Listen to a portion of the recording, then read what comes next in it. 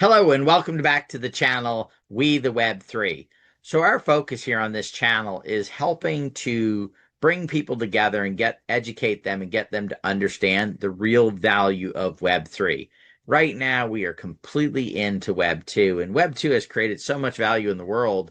It's amazing. We now shop from home. We're able to, we don't need travel agents to book travel if we don't want to. We're able to research and find out information that before would have cost a lot of money or time or effort to do it. I remember going to the library and opening up a book to get information, right? Now I can do it right from my desktop. However, there is a fundamental problem with Web 2, and that is the amount of wealth that was created and the so few people that money landed into their hands. Yes, it's quite a few people. If you start thinking in numbers, it's probably tens of thousands, maybe even hundreds of thousands of people that became wealthy. But remember, there's 8 billion people on this planet.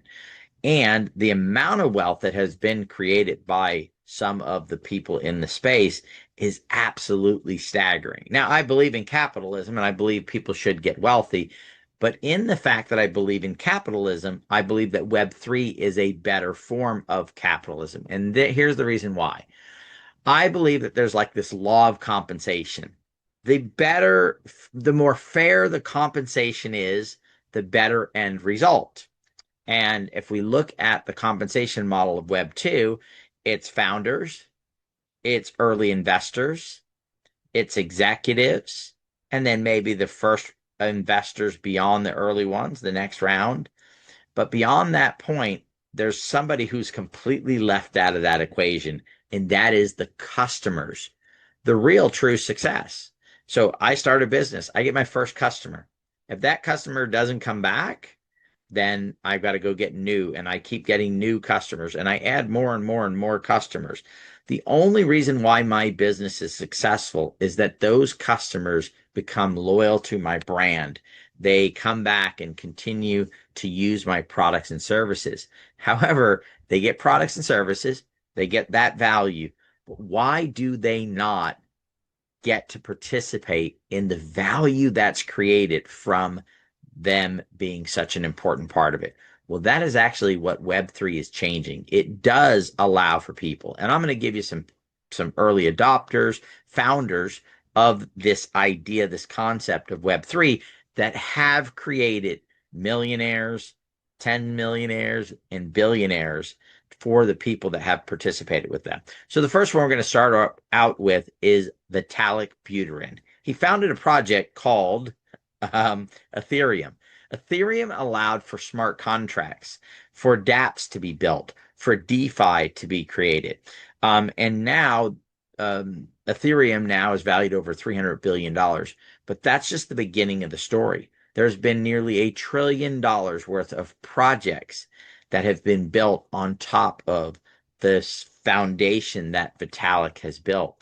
And a lot of those projects were Web3 projects. And what I mean by a Web3 project is where the community, not just the founders, not just the early investors, but the community who use the protocols. One of those is UniSwap. UniSwap was a peer-to-peer. It didn't have middlemen. Nobody could stop you from posting something on there or for somebody to purchase it, no matter where you were at. As long as you had the right base cryptocurrency, which at that time when it started was Ethereum, you could buy or sell your cryptocurrency without permission, without limitations.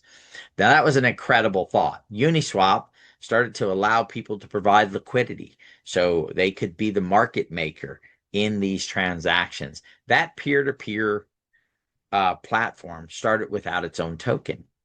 Eventually, it got big enough and had enough users where it said, we are going to launch the UNI token, the Uni token. When they launched that token, they took the vast majority of that token and said, you know what? You know who helped us get here? You know who made this possible? It was our users, the liquidity providers, the people who went on and purchased or sold their tokens. So what we're going to do is we're going to give most of all the Uni tokens to the community. That moment created millionaires, 100,000aires, And to be honest with you guys, at the end of the day, it ended up creating over $1 billion worth of wealth for the community. That's incredible. Those are the types of founders that we have. Let's look at an example in Web 2. Jeff Bezos founded Amazon, started with selling books online. He went and raised $1 million from about 20 different investors at about $50,000 each. Ended up selling off about 20% of the company. Went on to raise more money, continued to build. Today, that business is worth $2 trillion.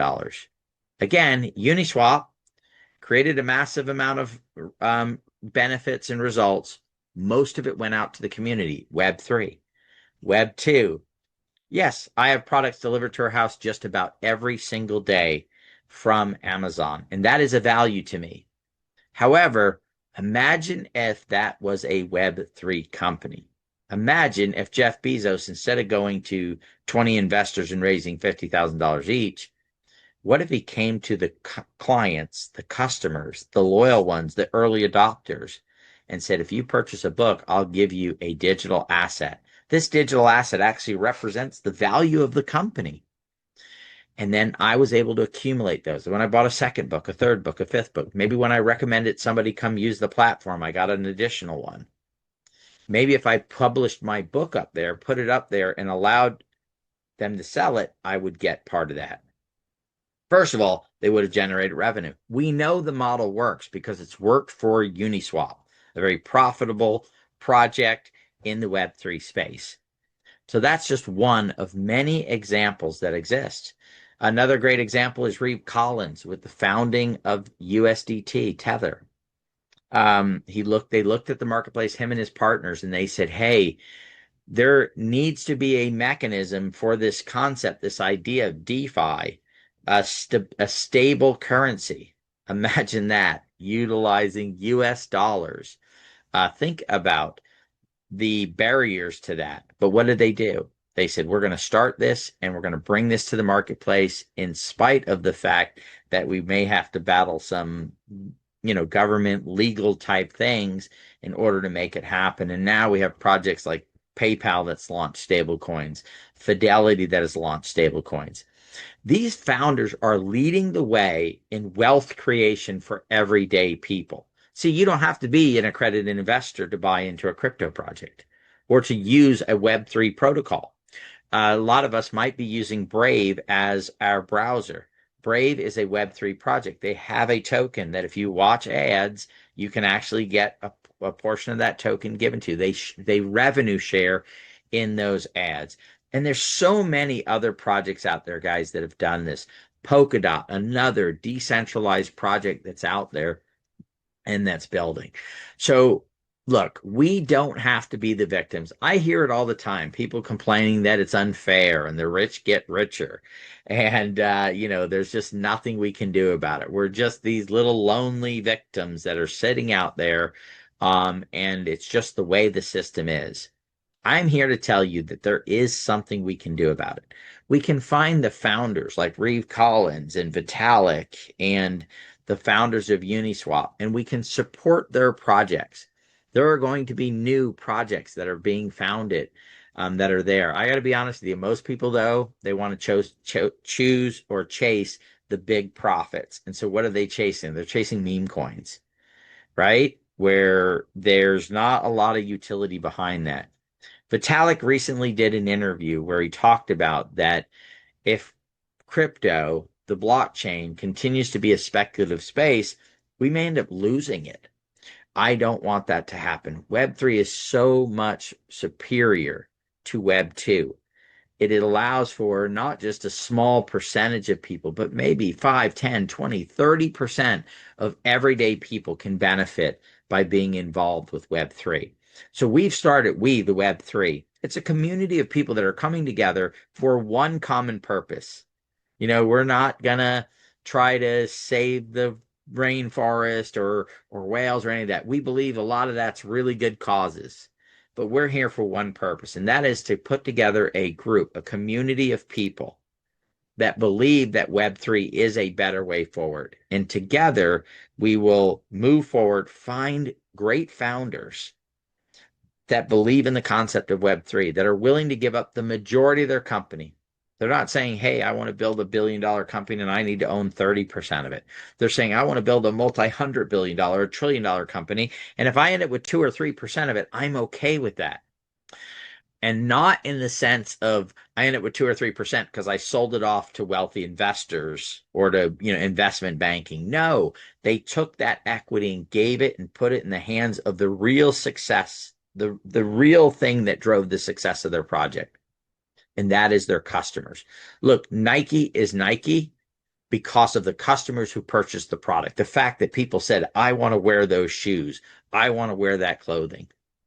Every single company that we know of that exists in the world today is because customers chose to use them, gave them their business, and in a lot of cases continued to give them their business, whether it's a car or whatever it may be. It is time for the people that, especially the early adopters of these projects, of these services, to get a portion of the value that's being created because we are the ones creating it. However, the best way to do that is not as an individual. As an individual, we each bring value to the company. So if I look at it and say 1 million customers bring a lot of value, but as individuals, that's a very difficult task. But what if those 1 million people bound together and became a community and they moved in unison with each other to help support founders of Web3 companies, which are the type of founders that say, hey, I understand, I value you as a customer, you as a community. You're going to create a tremendous amount of value for me. So in return, I'm going to give you the ability to participate in that. Imagine a world where you deal with 20 or 30 or 40 or 50, eventually Web3 companies, and every time you do a transaction, you're building digital assets, building up a nest egg for you to be able to benefit yourself financially. So we, the Web3, a simple community coming together in a new decentralized world where Web3 is a better model, and we're going to go ahead and become the lead community that are supporting these projects, creating wealth. So come back. We're going to have more videos on this. I'm going to talk about more Web3 founders that are out there making the world happen. We're going to start talking about some of the Web3 projects that we're getting involved with. We'll also have some videos, too, of how you become part of We the Web3. I'm super excited about this. I believe this is one of the top things that I can be doing in my life to help make this a better world. And I believe the same thing. Engaging in Web3 is such an important thing to do for our generation, for future generations. And so I want to thank you for being here. Please like, comment, share, get this out to some friends, have them watch the message.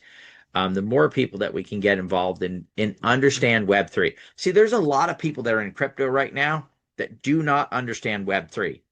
They kind of treat it like it's a casino. I want to get in. I want 100x, 500x. They want a moment where they put in $100 and it turns into $50,000. And there's nothing wrong with that.